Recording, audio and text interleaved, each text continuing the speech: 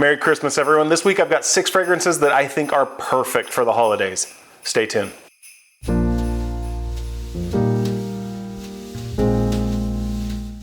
All right, leading off the list, I'm gonna start off with Pure XS from Pappajohn.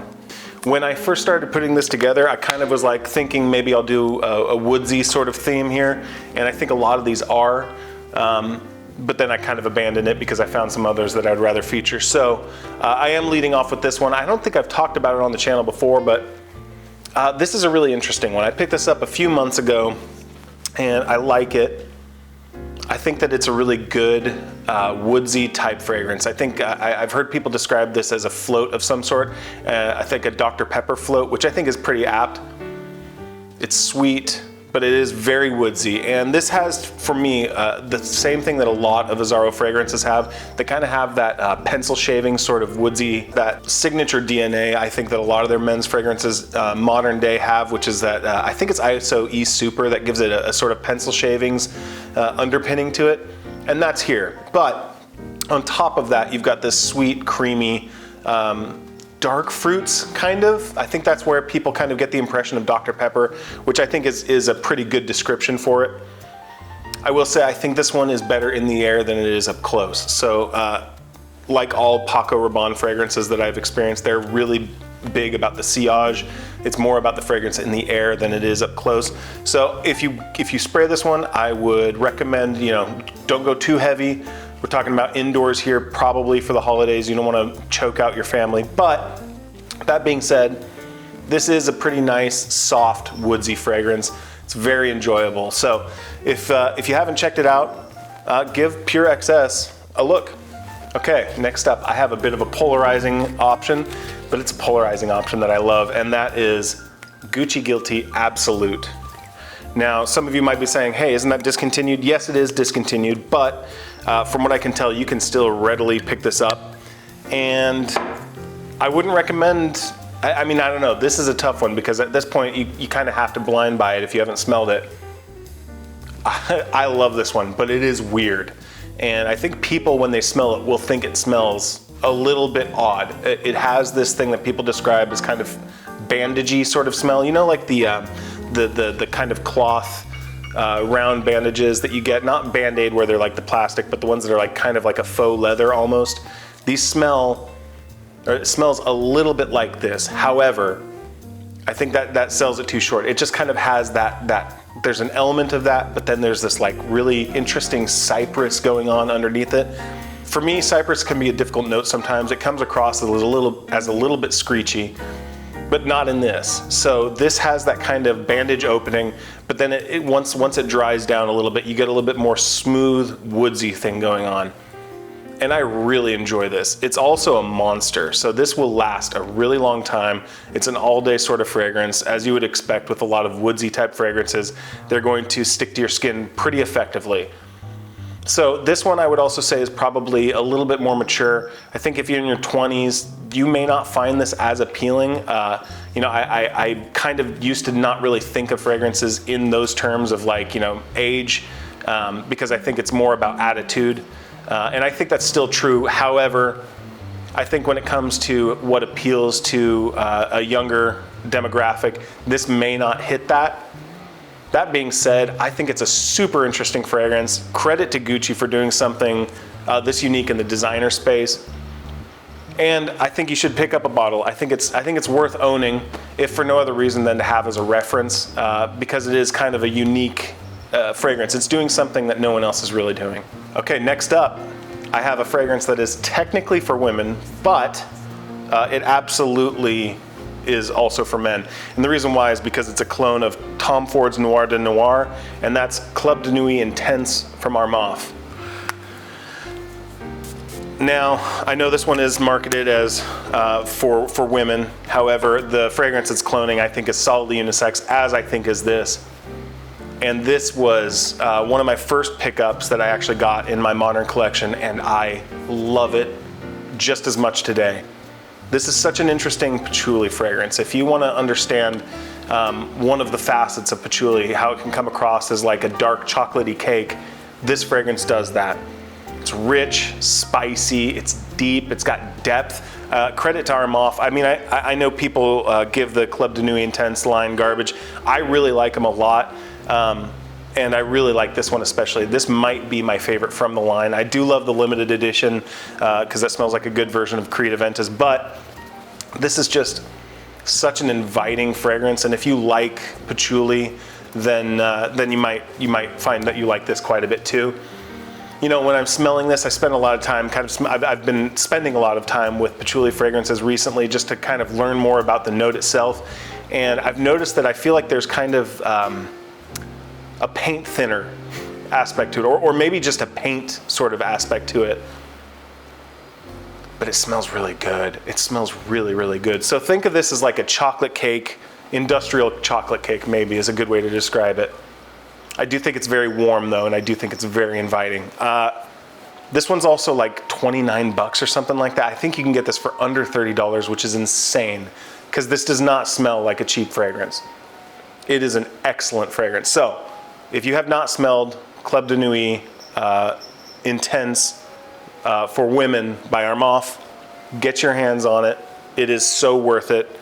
I think it's a fairly safe blind buy if you kind of get the idea that you're going for like a patchouli, earthy, dark chocolate cake. You know, it's just such an enjoyable fragrance, and everyone that's smelled it around me typically agrees. So check it out. Next up, we're going with a classic. Everyone here probably knows about it. You probably don't need me to recommend it, but I mean, if you're not getting this as a recommendation for Christmas, what are we doing? And that would be Bentley for Men Intense. Yes, this old classic. Now, I will say I have the whole line. I have the whole line of all the Bentley for Men fragrances, and I think they're all doing wonderful things. I was considering either pulling Absolute or there's a black edition. Either one of those I think would also be very good. I think the black edition one is kind of like a tuxedo-y sort of fragrance. There's a little bit of vanilla there. That has a little bit of redundancy with something else that I'm going to show here. So I figured I would feature this. You talk about woodsy fragrances. This has got that boozy note on top of it. It's beautiful. I have described this before as a cigar box that has been drenched in rum. I think that's a pretty good description.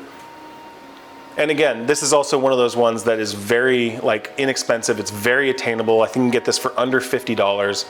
And it's just such a great high quality scent. If it's not part of your collection, it probably should be, because it fits into a bunch of different spots. You could use this in formal occasions. You could use this for, you know, something professional. I like this a lot. I think it leaves a beautiful trail in the air. I love the boozy aspect to it. Gives it a little bit of a fun edge. I mean, it's not like crazy overboard, but you do get this, and it gives this complexity with the spices and the woods that really is appealing to it. It's a very warm fragrance, so perfect for winter too.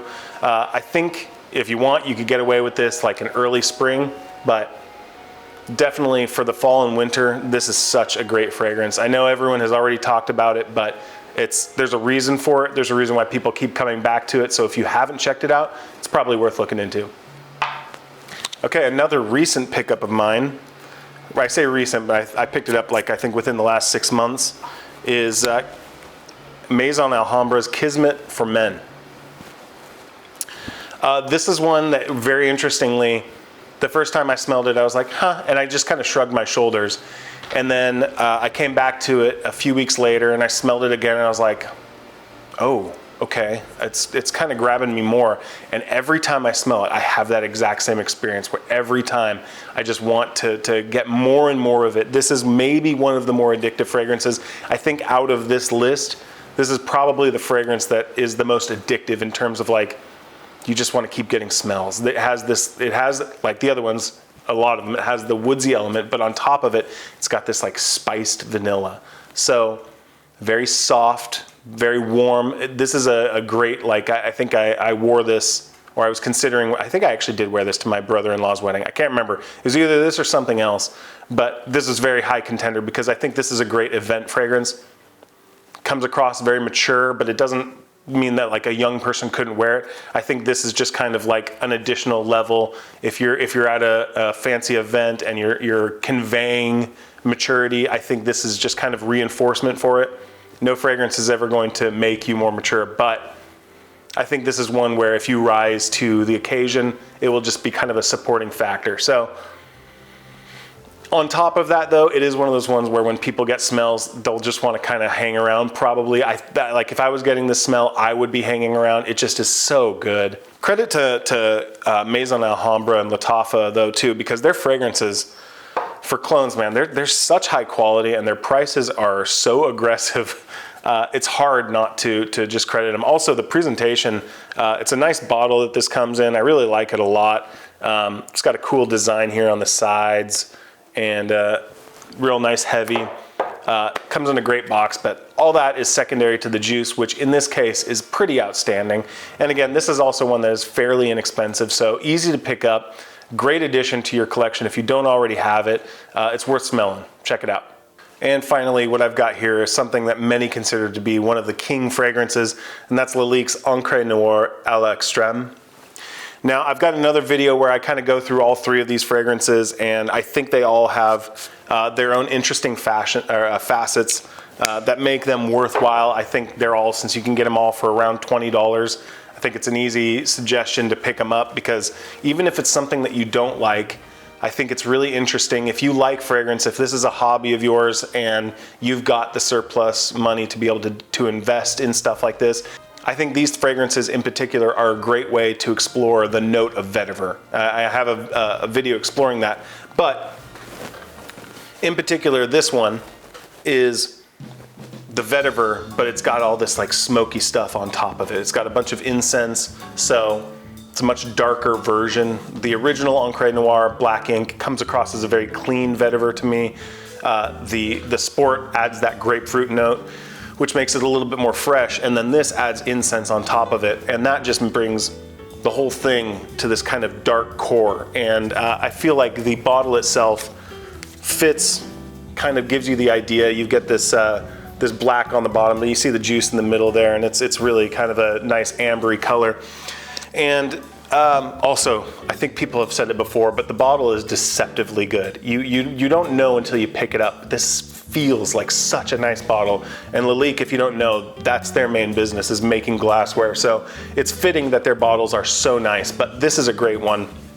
And so with this one, the reason I like this one is it's not super sweet, but it's also not crazy bitter. So it doesn't push you away or anything like that. In the air, it comes across as this very earthy, smoky, dark, rich fragrance. Absolutely beautiful. And if you're a nut for vetiver like me, I love vetiver. Vetiver was one of the first challenging notes that I explored and really gained an appreciation for. Like a lot of other young men probably, I grew up mowing lawns, and so I'm very familiar with the smell of grass. And in fragrances like Dias and Durga's Cowboy Grass, that was one of the ones where I first explored it, and kind of learning to train my nose for that scent and that note was really interesting, and it really gave me an appreciation for vetiver. So I love smelling vetiver fragrances. It's one of my favorite notes, and to that end, à l'Extrême, Encre Noir à l'Extrême is one of my favorite iterations of vetiver. It's doing something different from a lot of other vetiver fragrances. A lot of vetiver fragrances go really citrusy heavy up top. They kind of put the vetiver in there as a supporting note or whatever, but in this case, it's really the star of the show. So the idea of kind of that like a pile of dried grass with like some incense on top of it is something that sounds intriguing to you. This is definitely worth checking out. And again, the Laliques are so inexpensive. This is absolutely worth checking out. If you haven't picked this one up, it's a great, again, this is a great reference. Good for learning vetiver. So that's really it. I hope you all have a very Merry Christmas. This has been such a pleasure, and I gotta say too, because I think is this the last video of the year? It might be the last video of the year. If it's not, then I'll say it again, but I'm just so grateful for all of you. I just recently passed 500 subscribers, and it's such a blessing. I never thought that I would even get to like 100 subscribers before many years. So the fact that so many of you have subscribed is just, I really appreciate it. Thank you so much. That is the best gift that you can give to me.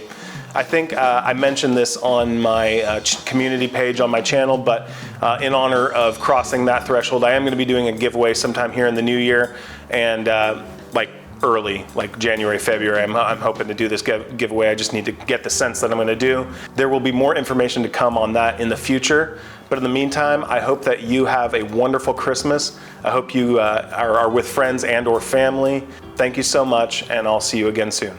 Bye.